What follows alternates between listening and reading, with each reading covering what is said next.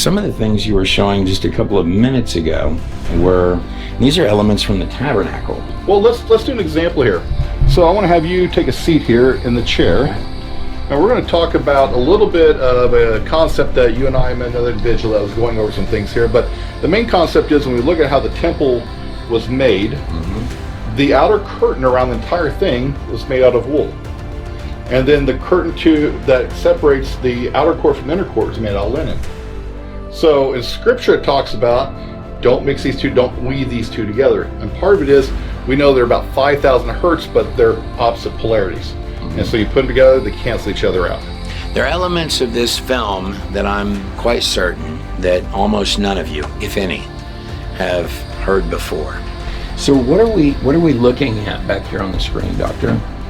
Well, these are the 12 stones that are known to be part of the Ephod, or the breastplate of the High Priest, that also were embedded in gold, which is the high conductor of frequency, allowed them to hold it over their chest, and it had to touch the skin. So it had to allow those frequencies to pass through the gold and into their body. They couldn't have any cloth in between them. These are the stones of the High Priest Breastplate on the Ephod. It's like, where did all the church bells go? Well, we know that anywhere the hertz was 500 to 1500 hertz on a church bell. Why was that? Coming over to the book of Colossians, the New Testament book of Colossians 1:16 and 17. For in him all things were created. Personally, growing up, I loved the sound of church bells. I thought it was like a peaceful, harmonic, it made me feel good. Yeah. But then you'd run into that occasional person that's like, oh, I can't stand the bells. Things in heaven and on earth, both the visible and the invisible, whether thrones or powers or rulers or authorities, all things have been created through him and for him. Yeah. Why is it having a negative effect on them? Do they have something attached to them? I don't know. Yes. This film is about the frequencies of the tabernacle. But more than that, the frequencies of the High Priest Breastplate of the Tabernacle. Have you ever heard it stated, like in the book of Corinthians, that your physical body is the temple of God? That's an interesting concept. He is before all things, and in him all things hold together. Now, if we come to the very cellular level of this place that we call reality, this is called laminin. Laminin is defined as a cell adhesion molecule. It's the stuff that actually holds us together, holds the membranes of our bodies together. Now, taking that a step further, going into the book of Exodus, specifically Exodus 12. 12 is a number of godly government or godly authority. There are 12 disciples of Jesus, 12 months in your year, 12 tribes in Israel, 12 stones on the ephod that the high priest would wear. Right here on the back of the screen, I've got the image of the Tav. It makes a cross. It is the 22nd letter of the Hebrew alphabet. It's actually the last letter of the Hebrew alphabet. Now in Exodus 12, and this is following all of the plagues of Egypt, when they were about to go through and cross the waters of the Red Sea, they were told to take some of the blood. Life is in the blood. They were to take some of the blood of the lambs and paint it on their doorposts so that the angel of death would pass over. This is where you get the term Passover.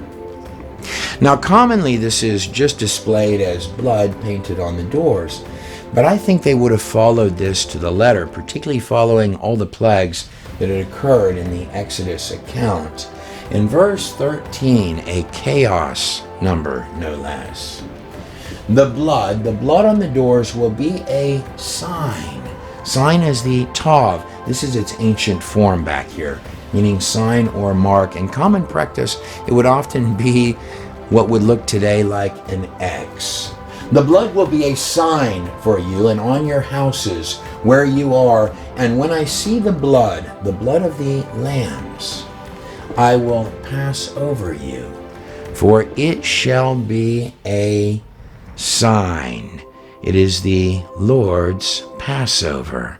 The first Passover was the Exodus from Egypt. They were painting crosses on their doorposts. Now, within your body, you have these laminin that the atheists in the universities will argue that, well, just because it looks like that, more often than not, that's all just a coincidence. There's going to be a lot of coincidences in this story. But the first Passover would have happened on Nisan 14th.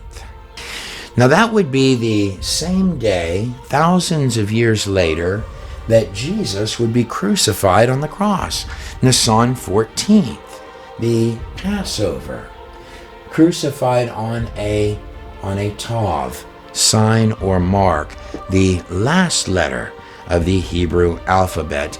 It's not just frequencies and vibrations that this place is made of, but those frequencies are in symbols, signs, and marks. Now, the ancient tav takes the shape of a cross. What's interesting about this is as you roll forward to the modern tav, just as that stone door rolling away, it becomes an open doorway, and right inside of it, that's the yod, the symbol of God himself, just a little dot, like a thought or idea, dangling in this gateway of this open door, the tav. Now, of course, if we take the unspeakable name of God, what's called the unspeakable name of God, these four letters, Yod, He, Vav, He, seen at the top. In Hebrew, we read from right to left. So this Yod right here would actually, in its pictographic form, be the symbol of an arm. It's actually a right arm. The right hand is always the hand of power. But in this particular case, making up the first letter of the unspeakable name of God, this isn't just any right arm or hand. This is God's hand beginning this word right here, the Yod. And then the He and the He, that's these two guys here. In their pictographic ancient form, it looks like two little men giving glory to the Lord or giving praise to the Lord. These two He's, well, they're the number 5s in Hebrew. He is a letter of grace. But these two little He's, which surround our Vav right here, these two little He's are the word behold. Behold and behold. And in the center of the name, the unspeakable name of God, we've got our Vav right there, our tent peg or our nail. It reads, behold the hand, not just any hand, God's hand. Behold God's hand, behold the nail. Now, speaking of being bound together by a frequency of crosses in your cells, if we take those letters, Yod, He, Vav, He, and we stand them upright, you not only get the symbol and sign of the God in a Nutshell project. His signature is all over every single one of your cells. And we look at DNA, the literal software coding of life. Right here, once again, we have our symbol of the man, the Yod, He, Vav, He. The numbers again are, well, they begin with 10, like there are 10 commandments. Starting with the man being plugged in with the Yod, the symbol of God himself, floating like a little dot, like that gateway, the open tomb where Jesus Christ came forth out of. That was on Nisan 17th, 3 days after Nisan 14th, the Passover. making Jesus in the form of a man, or God as man, the Passover Lamb. But the frequency of these letters, in the case of mankind, God's signature is on every cell. You have 4 nucleic acids that bind the helixes together by sulfuric bridges in the sequence or frequency of ATCG, ATCG, every 10, 5, 6, 5 sequences or acids. But let's take that just one step further, because we can. In fact, we can take it a lot further. In fact, we're just getting started. DNA is literally the 3-dimensional software coding of life itself, and it's specific to every kind of creature on this planet. But in the case of mankind, it has more often than not, and there's studies on this now. I've heard the atheist arguments that, you guys have got to stop this. This sequence happens more often than not. You'll see in a moment. You are literally birthed into this reality by 3-dimensional digital software coding. You are literally birthed into reality, this reality, by software, which constructs the precision of every single cell, making every organ, creating every symbiotic system. You can't come to be in a piecemeal fashion, lest all the parts not work. If something's wrong in your body, trust me, a little bit off this way, a little bit off that way, trust me, you will know it. Making every system of every cell in the complete biological masterpiece, birthed into this place from scratch. Yod, He, Vav, He. Now, if I come over and I take the little God in a nutshell logo, man, which we've used from the very beginning, making the symbol of a man. So this is the name of God right here, Yod, He, Vav, He. And I stand him upright. You'll notice that the top part is the number 10, just like there are 10 commandments. This represents the Creator himself, which is not just written on all your cells with crosses holding you together, but more than that, this is the head of the man, what should guide the man. Just as a yod is a little dot that floats, it just dangles as if between the gateway of heaven and earth, as if you are intended to be consciously plugged in, not just written into this place by software containing the code 10565 over and over and over again, but that your head is designed to have the precision of the Creator running right, plugged in through it, as if by Wi-Fi. The number 10, the head of God. But more than this, in the body of this man, the name Yod He Vav He, though comprised of 4 letters, Yod He Vav He, it actually only has 3 different letters. Right here you have your 2 He's. They are both the number 5. 5 is the number of grace. It's the number of grace. Now you have 10 fingers and 10 toes. 10 is a universal whole number or whole letter in Hebrew. But these 2 He's right here, here's a He right here. It makes the arms of the little man on our pictograph on the screen back here. The name of God stood upright to make a man. You were made in the image of God. 5 is a grace, so there is grace meant to be on your hands, making the hands. But you also have 5 senses, just as you have 5 fingers on that hand. Now the body of the man is this symbol right here. Well, that's a Vav, is it not? That's the number 6 right there, which is the number of a man. Man was created on the 6th day. That makes the body of the man. Man's head is designed to be run by God.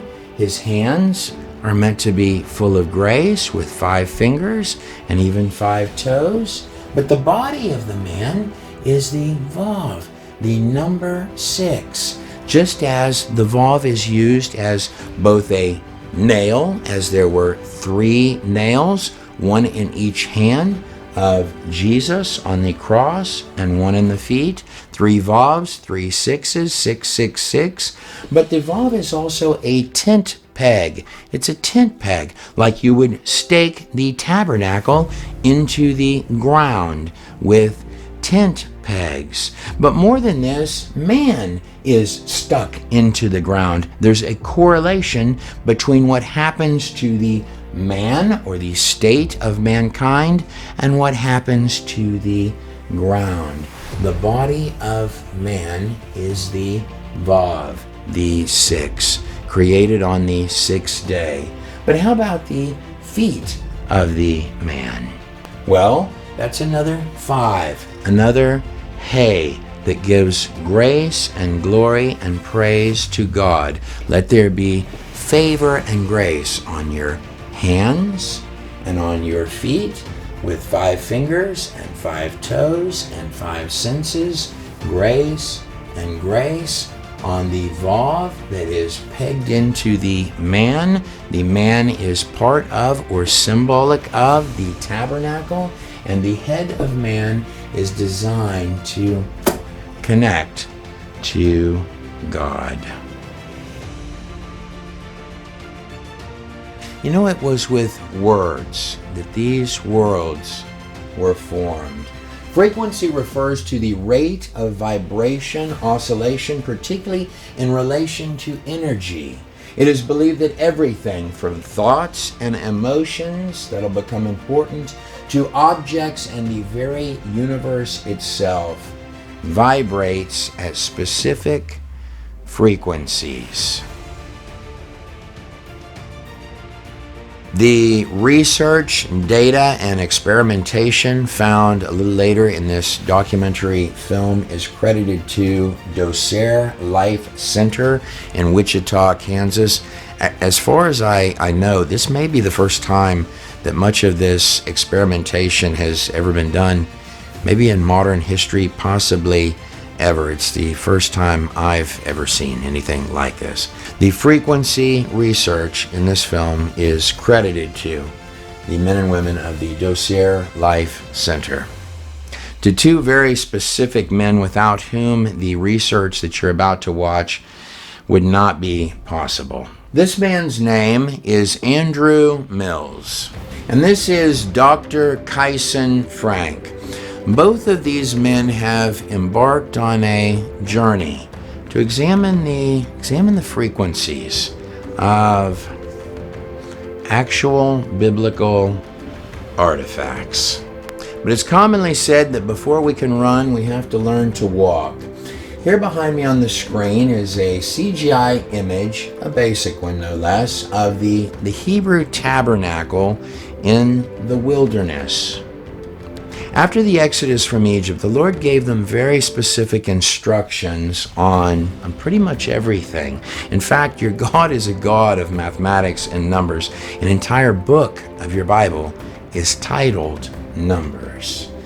No number is trite, not the weight on a board or the measurement of a tabernacle post, pole, or fabric.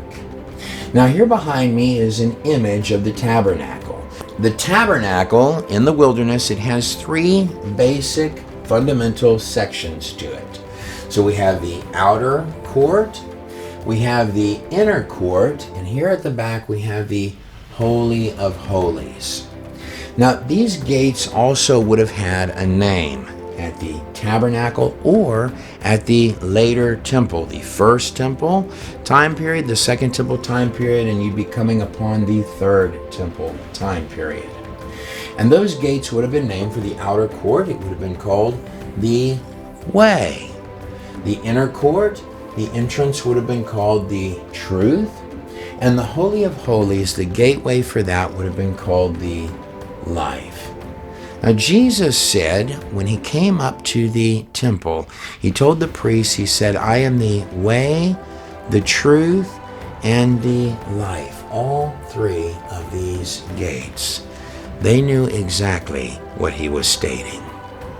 But if I step backwards and I dive in this building, I go through the outer court, through the inner court, and back to the Holy of Holies, the way, the truth, and the life. We find a golden object with two cherubim with wings on top, a mercy seat, where the blood of the Passover Lamb for the sins of Israel, or the Atonement Lamb, the Yom Kippur Day of Atonement Lamb, would be taken by the priest once a year, the heart of the tabernacle, the Holy of Holies, in both the tabernacle and the later temple. Now, if we rewind in time, in Genesis 3:24, 24 is how many elders are around the throne of God. It's a higher number of godly government than even 12. And Genesis 3, that's a power-packed passage right there. And after so this is when Adam and Eve are in the Garden of Eden. And they've eaten from the tree of the knowledge of good and evil. God drove Adam and Eve out, and he placed on the east side of the Garden of Eden cherubim, like the cherubim up here, and a flaming sword. Now, a flaming sword, a sword often represents the Word of God. The Word of God is as a flaming sword, or the truth, flashing this way and that, back and forth. And what is it guarding? The way to the tree of life. I am the way, the truth, and the life. Now, speaking of threes, inside this box behind me, this golden box, gold is a high conductor of frequency, isn't it? But inside this box, you have three objects, three symbolic objects. One of those objects would be the actual 10 Commandments, stated to have been given to Moses, written by the hand of God himself at the top of Mount Sinai. The 10 Commandments are in the Ark of the Covenant, where they would put the lamb's blood.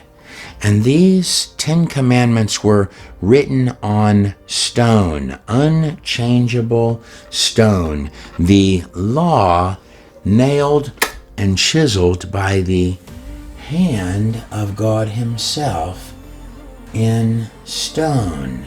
And this is God's hand at the beginning of the word Yod, He, Vav, He. It's God's hand and the law itself that are being crucified on that Tav, that sign or mark with that nail. The Vav is on that side as well, and I don't choose where those letters fall. Just to be clear, behold the hand, the same hand that wrote on these tablets. Behold the hand. Behold the nail. It's all symbols and signs in a reality constructed of frequencies. The 8 is the Het. It's the infinity symbol. 8 is always your new beginning. Yod, He, Vav, He. The 10 Commandments. One of the next holy objects would be Aaron's rod, which was buried for 3 days, and when it was brought back up, it had budded, representing Jesus Christ. It was buried, and when it was brought back up, it had resurrected to life. And the last object in that golden box would be a jar of heavenly manna, representing the time to come. The Old Testament, the Ten Commandments, the cross and resurrection, and the symbol of the age to come. But in a very general sense, when you're going before the way through the truth to make it to the life, you're really returning to where you first began, back to the tree of life in that garden, and doing it on this altar, this mercy seat, through the blood of the Lamb. Now, if you recollect, when Jesus came to the temple, this would have been the second temple, or the second temple time period, the fall of the second temple would happen just directly following the death, crucifixion, and resurrection of Jesus Christ. But they were throwing down their palm leaves as he rode up on the donkey. And the people were crying out for Jesus and declaring him as king. Normally in the text he would perform these miracles, and it would say Jesus vanished into the crowd or he disappeared, whatever you wish that to mean. But this was always at about the point that something had happened where they were going to declare him out as king. He always prevented it, except for on this one particular day. A day that Daniel had actually given the math for, the angel Gabriel having shown up. He always shows up, Gabriel, about the time the Mashiach arrives. But Daniel, in Daniel 9:25, know and understand this, that from the time that the word goes forth to restore and rebuild Jerusalem, that's the decree of Artaxerxes on March 14th, 445 BC. These things are recorded in history for you to do the math on. Then you come forward until the king, the Mashiach, comes and is karat, publicly executed. That's in the text. Shall be exactly 69 weeks. There's my 7 of years, 360, using the math and numerics specified by the book of Daniel, comes to 17,880 days to the day that Jesus Christ, the very day that he was riding that donkey through the front gate of Jerusalem towards that temple, the only day that he allowed them to declare him out as king. The day you now celebrate as Palm Sunday, when he rode his donkey up to the front gate of that later temple where the doors of the way, the truth, and the life would be, where the lamb would be sacrificed for the sins. Now, you must also remember that in the instance of the atonement lamb, the lamb for the atonement, the Yom Kippur lamb for the atonement of all the sins of Israel, this sacrifice of the Lamb of Atonement must be done by the high priests themselves. But nonetheless, on this very specific day, Nisan 14th, the Passover, a day that Daniel had given the math for nearly 500 years in advance, Jesus was riding up to the front of that temple, the way, the truth, and the life. And the priests came up and they said, you have to silence these people. This is heresy. And Jesus leaned in and he said, if I were to silence these people, I tell you, even the stones of this place would cry out. What do you think he meant by that? Well, the high priests, when they would take the blood of the Passover lamb, or greater still, the Lamb of Atonement, the Lamb which must be slain for the sins of all Israel by the high priests themselves, and to put on the mercy seat of the Ark of the Covenant in the Holy of Holies, they would wear the Ephod, which has 12 precious gems on it, one gem for each of the tribes of Israel. And that breastplate was encased in gold, a high conductor of frequency. And you have 12 stones: Reuben, Simon, Levi, Judah, Issachar, Zebulun, Naphtali, Gad, Asher, Benjamin, Ephraim, and Manasseh, in that order, that specific order, on that breastplate the priest would wear.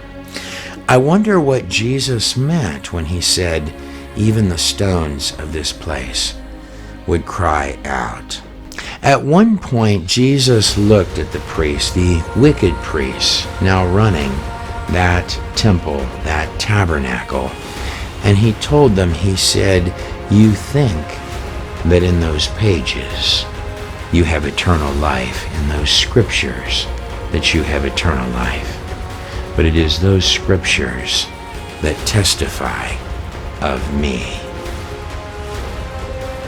But before we get ahead of ourselves in that Holy of Holies, I'd like to just zoom out, if we could, from that Hebrew camp in the wilderness.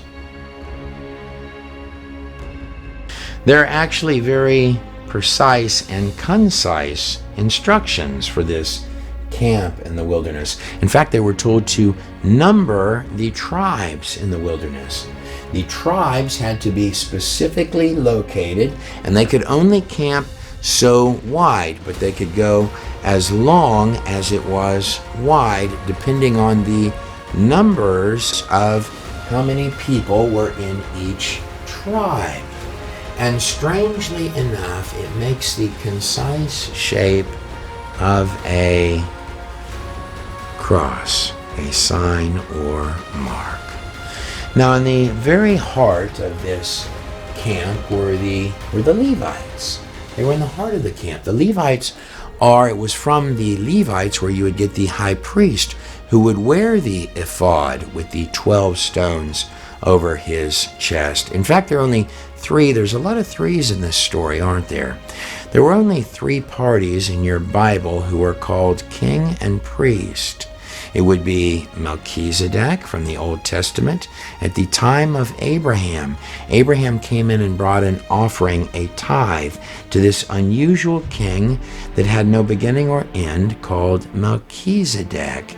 And Melchizedek would, like Jesus, break the bread and the wine, just as Jesus would break the bread and the wine.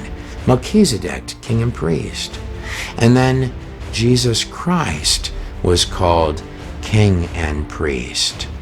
But also you, the church, are called king and priest, like the Levites at the heart of that camp. But then you have Ephraim, Manasseh, Benjamin, Reuben, Simon, Gad, Judah, the lion of the tribe of Judah, from which you would get King David and later Jesus Christ, Naphtali, Asher, and Dan. This sounds a lot like these stones on the breastplate, doesn't it? Sign or mark. Leviticus 17, verse 11. For the life of the flesh is in the blood, and I have given it to you to make atonement, just as that Passover lamb, for your souls upon the altar. For it is the blood that makes atonement for the soul. But let's back all the way up and start with something seemingly simple. In fact, something seemingly so simple that you wouldn't even think to test it or consider the meaning or purpose or symbol or frequency of it. The materials of this tabernacle in the wilderness are quite specific, in fact. In Exodus 26, verse 7, we're told to make curtains of goat hair. That would be wool, or sheep hair. That would also be wool. I have 100% real wool here for the tent over the tabernacle, the heart of the tabernacle. So the tabernacle here is to be specifically of wool. Now, this court around the tabernacle is to be made of, right here in my hand, I have 100% linen. Okay, so what I have here is a couple bottles with the energy frequency of wool and linen, and we're going to do an experiment here, okay? So what we're going to do is we're going to have Trey here, we're going to go through and test it in here. So we know that linen really affects the limbic system up here. This is your emotional brain. There's a lot of glands in here that affect how your body responds hormonally to different stresses, different things that are going on. Well, linen actually helps quite a bit with that. So what we're going to do here is we're going to do a test. And if you guys have seen the frequency video, you guys know about the muscle testing. So a muscle test or muscle testing in the frequency sense is defined as a technique where the muscle's response to stimulus is used to assess the body's energetic state and identify imbalances. So when someone is holding their arm out and someone else is pushing down and they are touching parts of the body, the belief is that it's identifying that your body knows what it's lacking and what it's desiring. Here we go. I'm going to test him real quick. We're just going to test, see if he's good and strong. Got a good strength there. So now what I'm going to do is I'm going to take his right hand. I'm going to have him put it right here in his limbic system. Okay? And I'm going to put very little effort into it, and he's going to go weak. But when we bring linen in, and I hold linen... And that actually happens, by the way. So this isn't made up. So when I'm holding the arm like that, it's strong. And then when I touch the forehead, so you can do that at home. Yeah. Correct? Absolutely. Okay. Go back and watch the frequency video. He does a great job explaining it. Okay. So when I bring the frequency of linen in, I'm just going to set it right next to his head. Go ahead and touch your head again for me there. Okay. And we're going to do this strong. If I pull it away, he goes weak. Yeah. So linen actually helps to promote and heal your limbic system or your emotional brain here. So linen is going to be a big part of that. Now, linen is not just a major part of the priestly garments, but linen itself was often used as a symbol of purity, holiness, righteousness. For example, the bride of Christ in Revelation 19:8 is clothed in fine linens, representing the righteous acts of the saints. You know, come to think of it, there's this strange phrasing, the mind of Christ. This is Daniel back here praying in the lion's den. Now right up here once again I've got my Yod He Vav He in the form of a man standing right there. Of course, the 10, like the 10 Commandments, is the head of the man. The little Yod dangling like a little thought, an idea, the Spirit of God just dangling to reach in between the gateway from heaven to earth. A little Yod. But that little Yod is designed to be plugged in as if by Wi-Fi to the Creator himself. And linen is for the head. You know, in that one instance where a woman came up to Jesus, she wanted to be healed, and she thought, if I can just touch the hem of his garment, then I'll be healed. And she made it up to him. She fought her way up, and she touched the hem of that garment. And Jesus turned and looked, and he said, "Who touched me?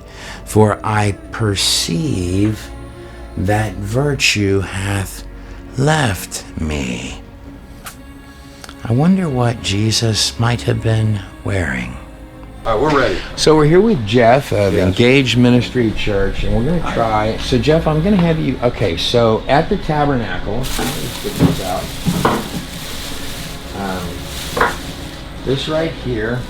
This right here is wool. This is actual wool, and this is linen. So in the Tabernacle, linen was put on the head. They were told to put linen on their heads and on their outfits, and linen was the outer wall. Now, wool was at the heart of the Tabernacle.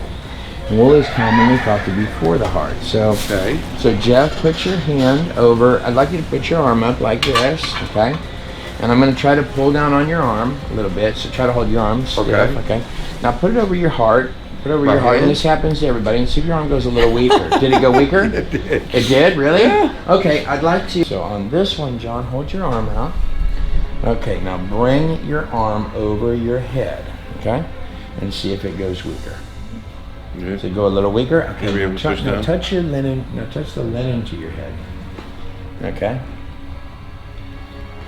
That's crazy, dude. Is that so? What's happening to you right now? You're not able to push my arm down. A second ago, it would just go like that. But you see how that actually had a spring to it. That's pretty interesting. Now here in Ezekiel 44:18, they shall have. Here's my linen. They shall have linen turbans on their heads. Specifically, linen turbans. Linen is for the head. I'm going to try to pull Julie's arm down. Hold your arm as strong as you can. Okay. Now I'd like you to put that arm, put it up again, and put it slowly on top of your head as I'm pulling down. And it becomes weaker immediately? Yes. It does? Okay, now I'm going to come over, and I'm going to get, and this is just ordinary linen, but it's 100% linen. And you're going to find that that's actually hard to get, linen. So, all right. Now on this one, I'm just going to put it, I'm going to put it over you. Okay, hold your arm up. Now slowly put your hand on top of your head, and it becomes extra strong. Now keep doing it, and I'm going to just slowly pull it off of there, okay? All right.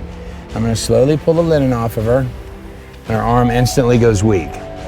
It's the wildest thing, and you'd never think to check something like this. Now, we're going to try it with the wool. Here's the next thing is, we know that if I take that, put your hand back up there for me one more time. Okay. He's weak, okay, back here.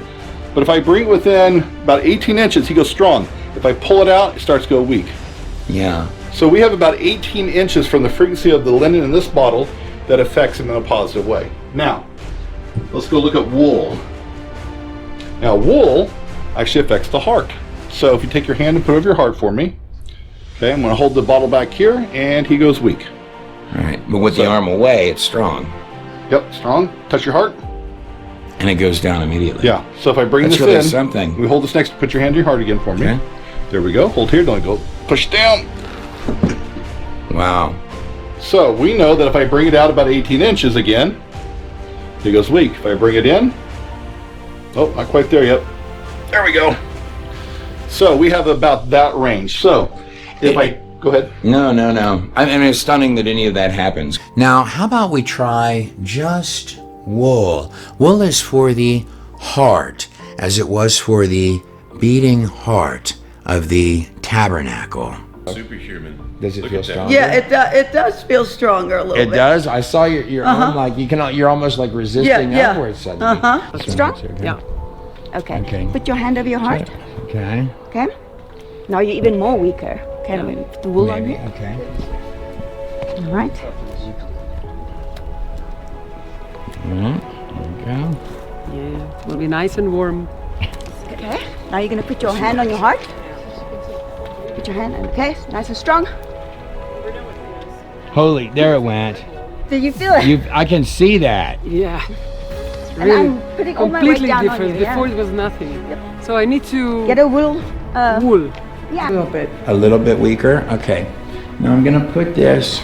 This is a little bit tougher. I'm gonna put this on you gently. Why don't you sort of put this around? Okay. So, Stephen, you've had an open heart surgery before. Correct, twice. And you died on the. In 1998. Yeah, I died. It was January 16th of 1998. See if we can put that on there. Okay, now on this one, hold your arm out strong again. Now I want you to put that other arm over your heart. And so all of a sudden I had circular vision, and I said, this is cool, it's nightshade vision. And the visor started coming down. And when it came down to the total end, I said, this is it, I'm going. And I felt like I was buoyant and I was floating backwards. And I heard 240 over 130. And I said, son, you're going. Yeah. There's no way you can survive. Okay, and try to hold that arm up strong. Do you feel it? Uh-huh. You feel it getting Yes, stronger? yes. It's pretty wild, isn't it? It is wild. It's wild. It's And wild. That's 100%. And so that's just wool. Yeah. So to get some actual wool, we came outside of Branson, Missouri to Misty Mountain Sheep Company, where they have actual sheep pelts. And I'd like you to just follow me inside.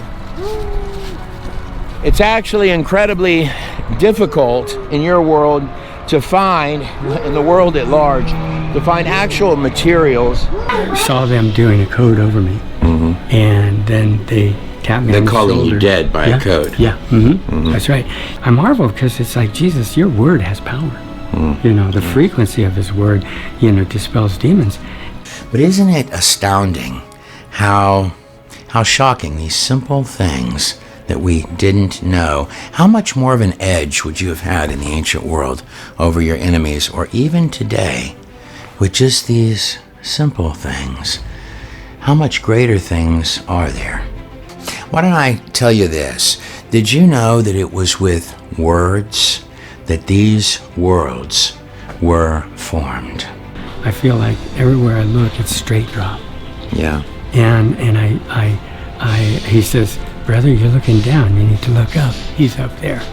And he says, let's go to prayer. And we were at the throne of God. I could feel it, but it was just audio. And so then he finished the prayer, and he says, listen, everybody here needs to hear the miracle that God saved you. He brought you back. He was the one who did this miracle. And he said, you tell them about what he did for you. In fact, faith is the substance of things hoped for, the evidence of things not yet seen. Put this wool on, because wool was over the heart of the tabernacle. And why don't you just kind of put that over you, and you can hold it sort of like this, and put your hand back on your heart, on your heart. And you had open heart surgery Twice. Twice. In 1970 and and this is okay. So I'm going to try to pull down on your arm. See if your arm is extra strong. Is it stronger? It did get stronger immediately with the wool. I can feel I can resist it. You can resist it, and I can feel you pulling up now with the actual wool. And that's just 100% wool. Right. Yeah. Over your heart. It's in Hebrew taleh. It's the word for lamb. Okay. So we're getting these pieces of wool in here. Hey, let me ask you guys: have you guys ever had any heart trouble at all? No. In your entire lives? Never did. Never did. And you've been in this shop with all of this wool here? Yeah. How long have you done this for? 35 years. 35 years. And no heart, not even a lick of heart trouble. 85. 85. What a shock. Now, one might ask, and it's a great question, what happens when you mix the wool and linen? And by the way, most all of the materials and fabrics that you wear are not pure. It's kind of like a fast food hamburger. You know it's not a steak sandwich, but you don't really notice the difference. If you were wearing pure materials of wool or linen in an army, would you have that much more of an edge over the other army? These are the directions straight out of Leviticus and all the way through, with many stops along the way, even to Deuteronomy, specifically right here, Deuteronomy 22:11, interesting number, where it states, "Do not wear clothes of wool and linen, woven together." I wonder why not. So the wool and linen, we need both those for the brain and the heart. Now, if I give him both those, hold those in your hand for me. In one hand. I'm going to test you with the other one. Okay. So if you're holding them both together, we come up and they should work on the brain or the limbic system and the heart at the same time, but they don't. It's actually extra weak. It is. With both in the hand. Yep. It's actually more weak in the arm. So what we know is that these run about 5,000 hertz in frequency, but they're the opposite polarity. So when you bring two things together, the opposite, they cancel each other out. And this is why in Scripture it says, do not blend wool and linen together, or don't interweave them together, because you're not going to get the benefit of it. So God knew what he was talking about in that. Now I'd like to take us back to our tabernacle seen on the screen here. So I have my linen outer court, the way, the truth, and the life in the back, but a linen outer court. And so if you were a commoner coming in, you would be walking between linen and wool. Now here's what's really interesting is we know that if we get 18 inches apart on either side, we go weak. So what we're going to do here, we're going to do an experiment, and what's very fascinating is that when we move these outside of the range of what we know that they can do, thank you. Yep. So now we're about 10 foot across. So we're way outside the 18 inches. But the polarity of these two things across from each other draw into each other, and you're in the center. So if you bring your hand up here, put your hand in your heart. Okay? Good and strong. Put your hand up in the limbic system. So having these two together but separated and you between them has a much greater impact on the body. And this is how it was in the tabernacle. Exactly, because as you're walking in the outer court between the wool and the linen, your head and heart are getting prepared for going into the temple. Hey guys, are you guys gonna help me with this? So the tabernacle, the outer court of the tabernacle was made of linen, wasn't it? And the inner of the tabernacle, or the heart of the tabernacle, was covered with wool. So when you were walking between the aisles, the linen and the wool of the tabernacle is what they're doing experiments on what those materials would do. Hey, don't eat my material. So these are instructions that you're getting from the Bible that you're doing in this room here. Exactly. So trying to figure out how to help people. So in the future, it may be some way that we can take these things, and it'd be a cool concept to be able to actually have these in your bedroom at night on either side of your nightstands. Yeah. Well, you said that you do that. Yeah. Andrew may actually do that. But okay, so I've got linen over here and I've got wool over here. And the long and short of that is I touched my heart, which went weak if I did it with the muscle test, and I touched my forehead with the lymph node and it went weak. And these things here across from each other, however it works, it creates and this is real. I mean, there's no one in this room sitting. This is stuff you can actually do at home. Yep. And it's going to have the same effect that it's having as I sit right here in this chair. To be very clear on what's being shown in the biblical frequency testing, so the outer court was to be of linen, which is for the head, and wool was to cover the heart or the tabernacle, the wool here. But if you put both together or weave both together, then it will cause you to be extra weak to varying degrees on different people, but it will cause you to be weak. But if both are on either side of you, even at a distance like you see here, so you would come in the gate of the tabernacle, you would be surrounded one side by linen and the other side by wool, which makes both your head and your heart strong. So as we take that wool there, we know the 18-inch wool linen, and as we know we have 18 inches to this side. I've actually put one of these here on this shelf. I've gone clear across the clinic and put the other one on another room over there, and I had somebody stand in between. So 40, 50 feet apart still have the same effect. So however far those curtains are apart, and they're 15 to 30 to 40 feet, whatever it is, I'm not quite sure that measurement in Scripture, is going to have an effect on everybody who walked through there going Right. into the inner court. On their head and on their heart. On their head and the heart. So where emotions At least. are. Yeah. So preparing you for that experience. Now, if that's what just fabrics like wool and linen will do, what do you imagine might happen with this gold breastplate with the frequencies of all of these stones on it? And by the way, the first time I had ever seen this tried before in history was there in Dr. Kyson's office.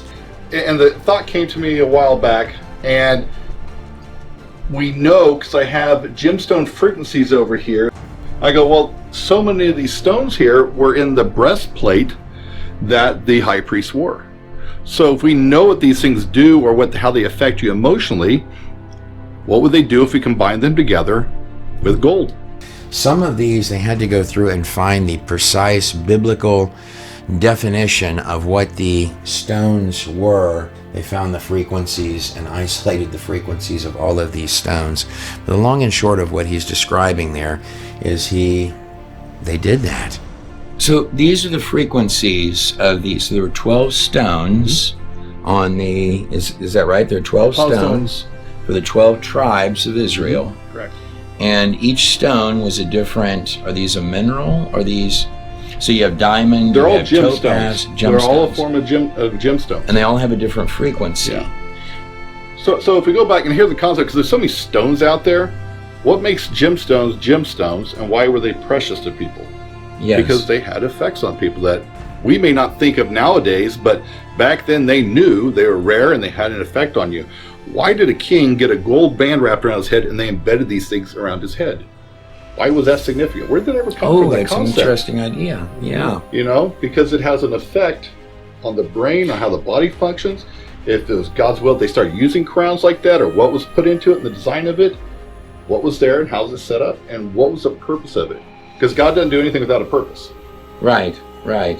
And this was the ephod, which is what the priest would wear going in before the Holy of Holies, where the Ark of the Covenant was. Yeah. So there's something important about that ephod, about those stones.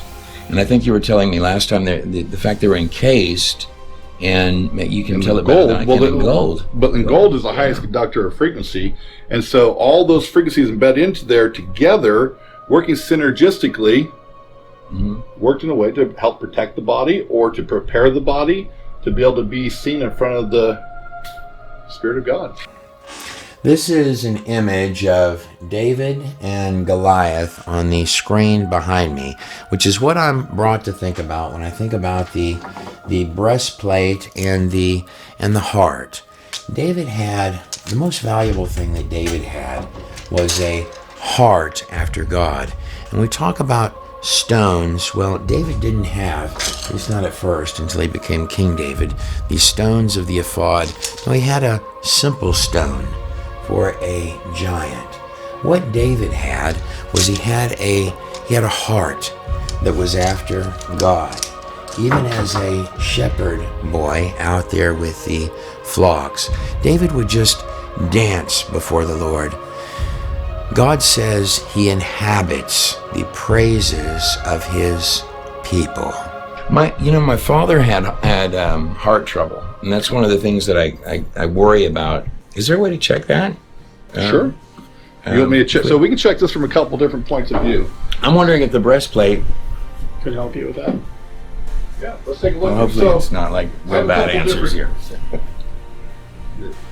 So I have a couple different test kits here. One's more of the structure of the heart. So we're looking at valves, veins, things like that we're looking for. This one here is on the heart and the cardiac conduction. So this is all the things that create the electrical system. So what we're doing is we're going to look at a couple things here. So the first thing we're doing is look at structure. So what we're going to do here, we're going to come in, we're going to log into the heart here. No, I'm not going to do that yet. I'm going to see, frequency-wise, is there anything going on structurally? So I'm going through the coronary arteries, the atria, the ventricles, all the stuff. I'm not getting anything there. SA nodes, AV nodes, none of that's working as an showing an issue there. Yeah, that's good, right? Yeah, that's very good. We're not showing any issues here. I'm looking through a lot of things here with cholesterol that can play into. I'm looking at your meridians that have to do with different energetic points to go through that. I'm not finding anything in there. So structurally, we look pretty sound. from an energetic point of view. And okay, so while you're running your hand over it, and you or Andrew could okay, so when you're, and apparently you get good at this, but you would feel something in there. So what I'm doing is I'm locking into your energy, okay, and I'm finding what it is. So I'm basically taking that and saying, okay, is there anything in here that is having resonance with something going on in your body? So I didn't find anything. So now if I have you hold the test kit here, okay, have you hold your hand, your hand should hold strong. You shouldn't go weak at all unless I miss something, which I like to do anyway because I like to double check myself. But in this case here, that's good news. I was kind of worried about that. So without actually doing the test like you did on that sorry, one, but I'm thankful for that. Let's have you hold this one. Let's have you hold your arm up. Ready? Okay. Uh-oh. That's not good. So there's something in there. So this is heart cardiac conduction. Okay. So I'm going to come over here. We're going to just check the heart one more time. I'm going to say, what is going on here? So I'm going to scan through it to see if I find anything that balances out with that.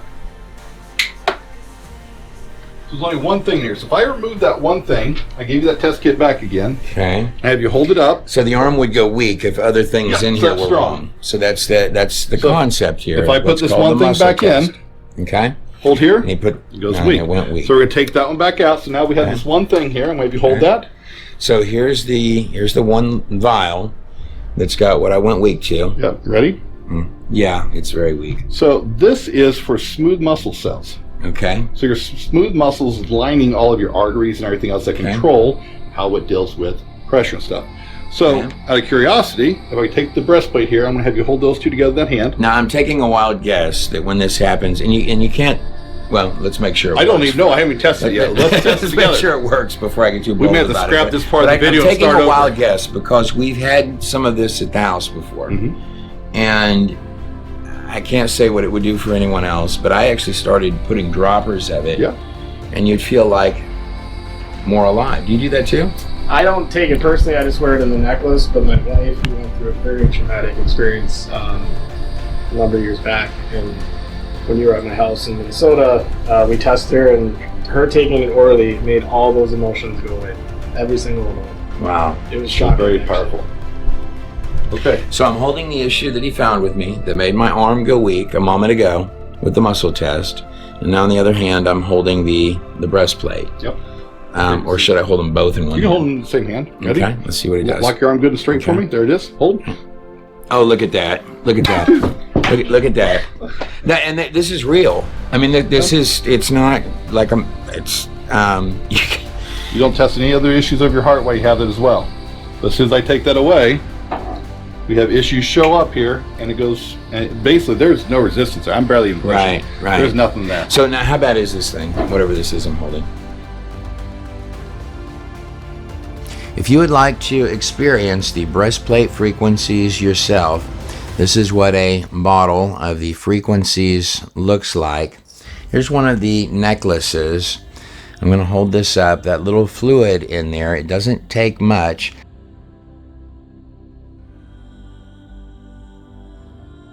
But the frequencies, frequencies are everywhere because animals know frequencies. So farmers would tell me that they would have high lines, like electric high lines, out through the pasture in western Kansas. Yes. Cows won't walk under those frequencies. That electric has vibration, and they know better. And they know don't. not to. Yeah. Yeah. Yeah. They can sense the electrical lines, and they don't want, and the cows stay out of it. Yes, they stay away from all that. So I got started on some like veterinarian things, so that I would learn.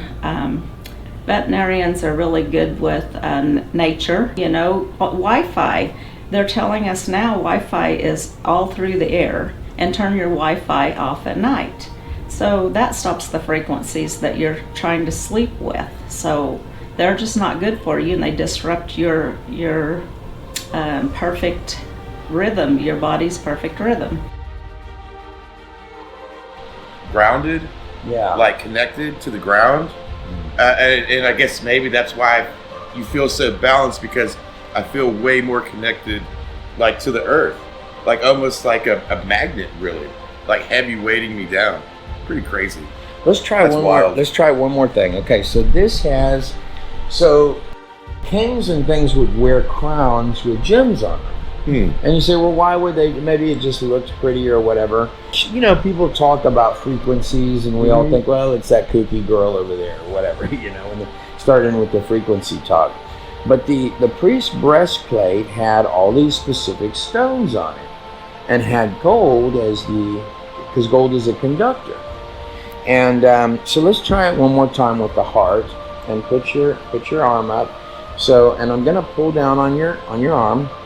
And oh wow, John, see, it doesn't take much for you to do that. Your arm is very weak. Hold that in your hand, in your other hand, and see what it does. See, now you can't even push it. It's not like I'm trying either. Yeah, it's like when you did the first time, I was just kind of leaving it out there, and you're able to push it down. It's like I'm not trying to stop you from pushing me down. It's just not letting you push stronger. it down. Yeah. So let's try that on Don A too. And you guys take that bottle it's got frequencies in it. With the linen. Did it with the breastplate?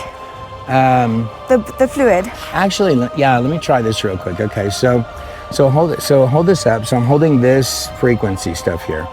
So I'm gonna push down on your arm, and why don't you put it on your head this time? So try to hold your arm strong. Okay. And let's see. And your arm's pretty weak on the head. Okay. Now I'd like you to hold this. Hold this actually in this arm. Now try to touch your head while I'm pushing down. It became strong instantly, didn't it? You feel that? Let me try to take this out of your hand and see what happens. Your arm just goes down, doesn't it? Okay.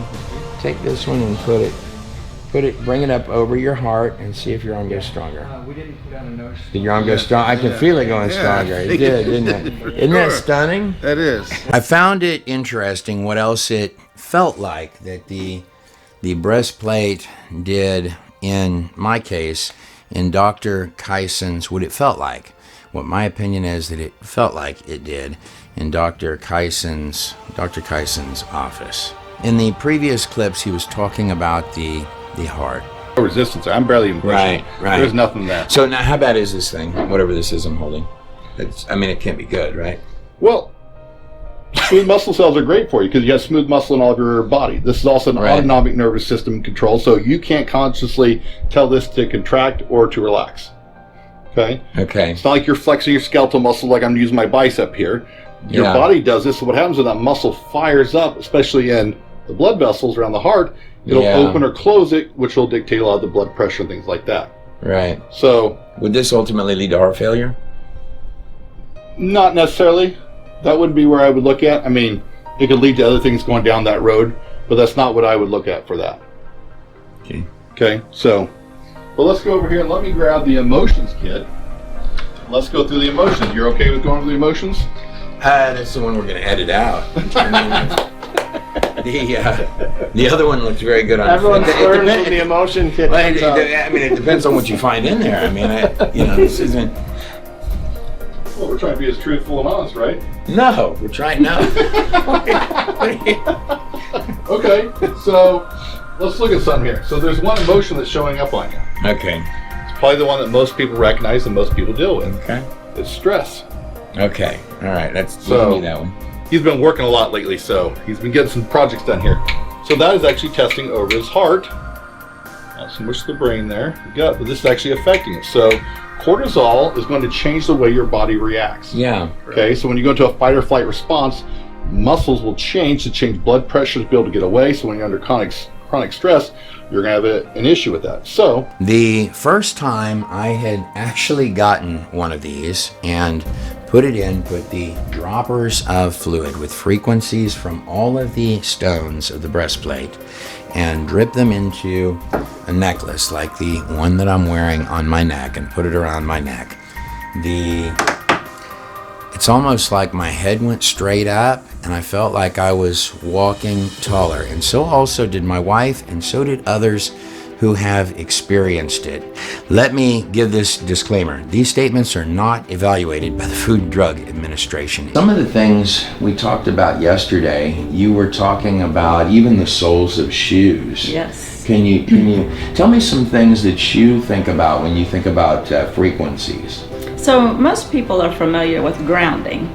So that's when you go out in the grass barefooted and ground yourself. Yes. And you're grounded to the earth, and that's God's natural balance, frequency balance, and that's healthy. So this jewelry carries a frequency in it. And so if you're barefooted, you're getting grounded from the ground, and all of our shoes now have rubber soles.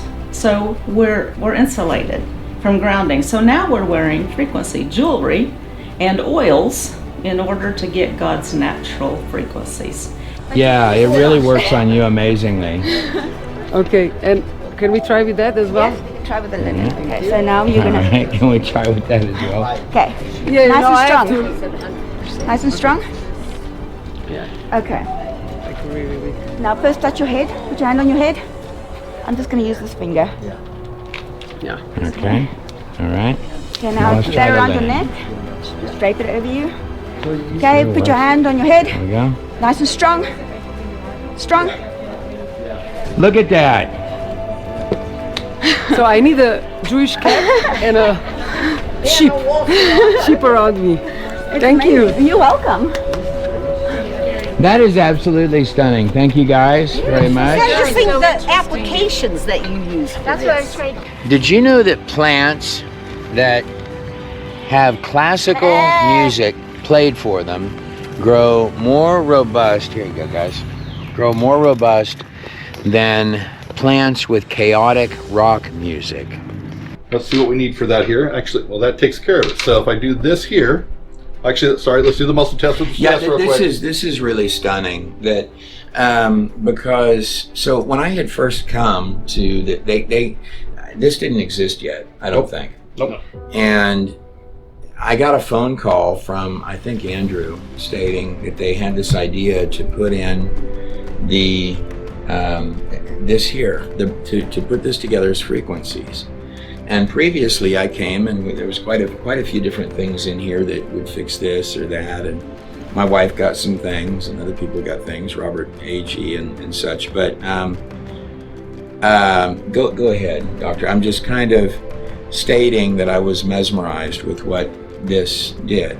The frequencies of the Ephod. So again, whenever he's holding a frequency in his hand, what we're looking for is for a frequency match. And by the way, he's being very kind by only holding up the stress one. So well, he didn't. Well, he didn't test the others. So let me grab another one I want to do one just for example to show. Okay. So let's take one let's take something really wild here. How about with stress? Sometimes we get anger. Sometimes we get disappointment. My friend used to live in Leadville, Colorado. Highest place in Colorado. She just loved the beach, and she had high blood pressure and all these health problems. And after walking on the beach for a few days, she went to the doctor, and she didn't need blood pressure medicine anymore. Everything was just calmed down.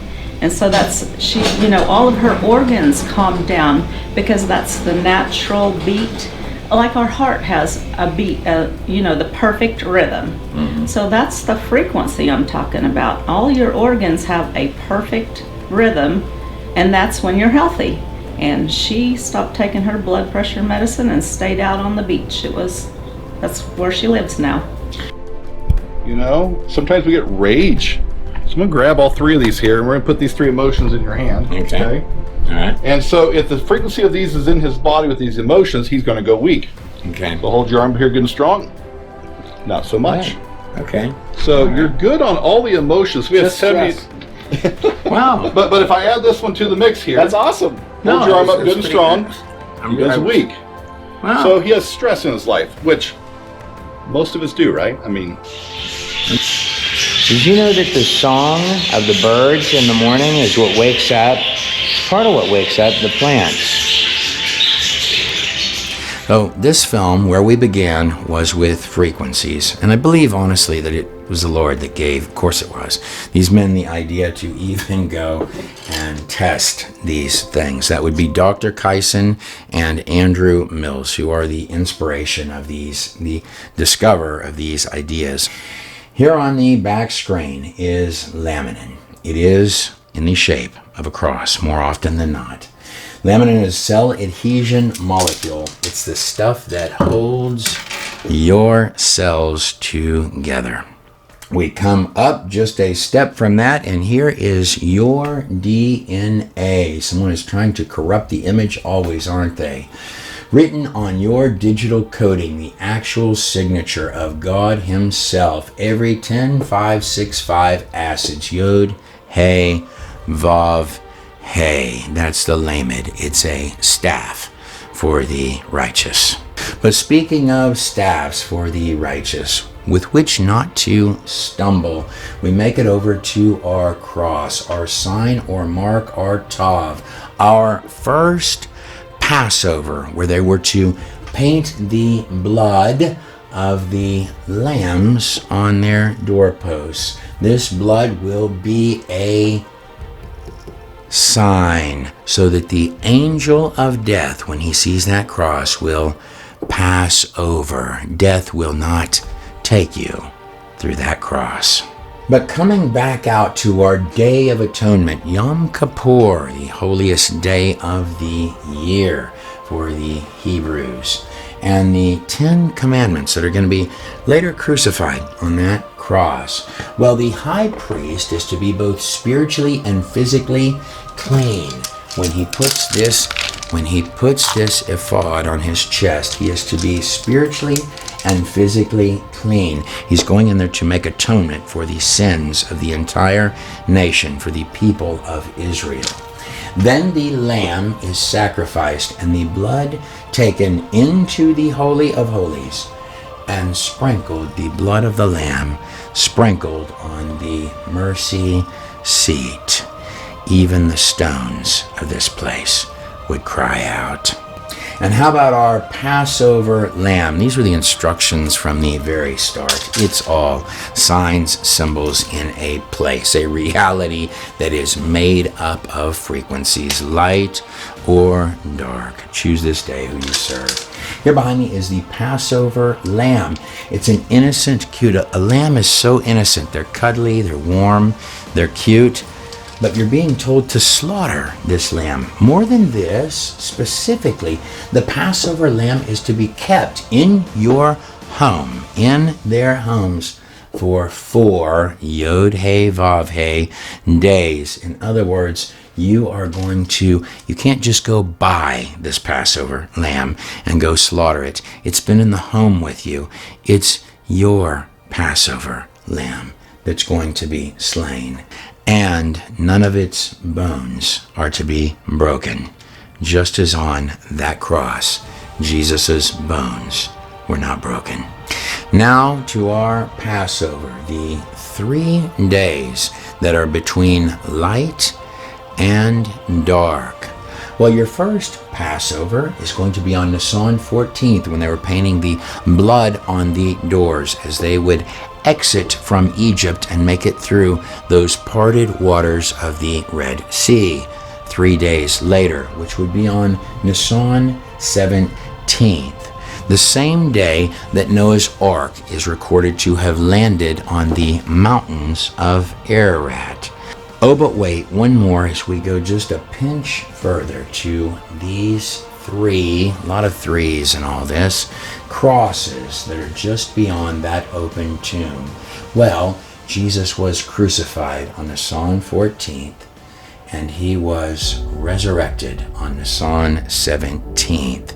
By the way, a 1 and a 7 is an 8. The letter of Het, the new beginning.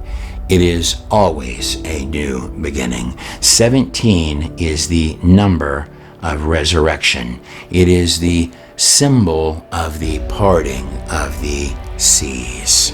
There are only 3 parties in your entire Bible that are called both king and priest. That would be, the resh came up behind me. That's the sign of headman, godman, or man that God is using in its ancient form. King and priest, 3 different parties. The first would be Melchizedek, the one without beginning or end, for whom Abraham brought his tithes. He was of a higher order than the Levitical priests who brought the law that I've got right here, that's going to be crucified later on that cross. Isn't it amazing that you live in hours of history where you can even examine any of this? King and priest. The next one would be Jesus Christ is the king and priest. But the third would of course be you on the other side of this screen. This is what I've got behind me. There are no guarantees that it does anything this way or that, but it does contain frequencies of the High Priest Breastplate. So there was stress, and there was the frequencies of the breastplate, and this canceled out this, and also a heart thing that he found over there, which I was very worried about, which was also causing stress, because this is something that my father dealt with for his. This was like his major thing. Thank you. So let me do one more thing here, because I want to talk about the smooth muscle here. Because smooth muscle is not just in your heart, it lines all of your digestive tract as well. And so peristalsis and movement of the gut here, this is where sometimes with stress, things back up, things kind of clench down, you can't quite move things the way you're supposed to. I bet all of that's connected. Yeah. The gut thing. Yeah. All of your blood vessels through your body have smooth muscle. So when I look at this, it's testing everywhere. So if I hold it over your heart, you go weak. We go down to major blood vessels in the leg, you go weak. Yeah. So if we come back here, we say, okay, hold that here. If I hold that right over that again, it's helping with it's unbelievable. Blood supply. Yeah, this is helping with everything around the body. It's really unbelievable, actually, Doctor. I mean, it's very, very cool. Let me be very clear that these do not affect your salvation or your spiritual walk with the Lord, probably in any particular way, but they are neat. I tell you the one thing that they do, they support the work of men doing these kind of projects. A very special thanks to the men of Docer Life Center. Now the word docer, it means to teach or instruct in Latin. It is the root of where you get the word doctor, is where that comes from, where that word comes from. Docer Life Center. You can read more about these things and see other videos if you like at godinanutshell.com or over at Docer Life Center website. But if you would like to purchase or try, just for the fun of it, the High Priest Breastplate frequencies, then come over to the place where it's a special project and product, only available, at least at the time of the making of this video, over at highpriestbreastplate.com. Once again, that is highpriestbreastplate.com.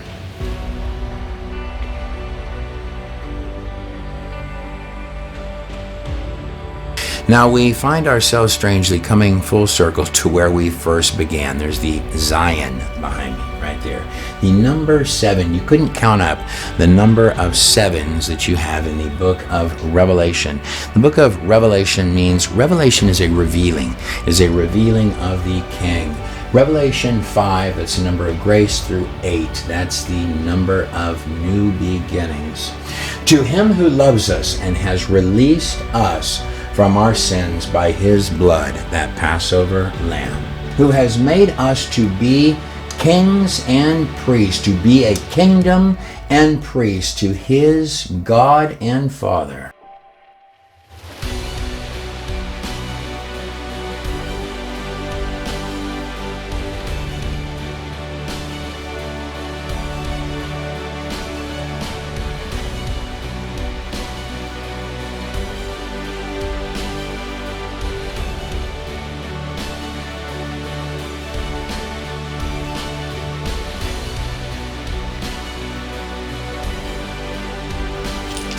To him be all the glory, all the power, forever and ever. Amen. Take me in to the Holy of Holies.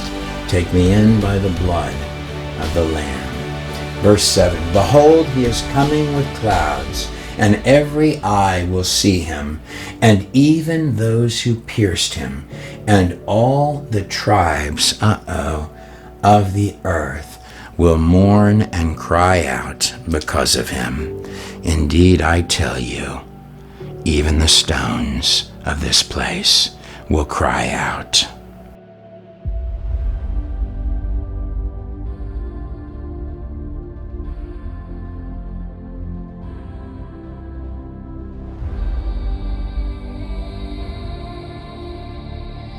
I'm Trey Smith of God in a Nutshell. I hope very much that you enjoyed this film, documentary, and presentation. And as I promised you at the start, we have returned back to where we first began. That's what the entire story is about. In fact, you're living in history, his story. And man is the Vav, heading back through that flaming sword, which is the truth, to the way, to the tree of life. I'm Trey Smith of God in a Nutshell. God bless every last one of you, and your families on the other side of the screen.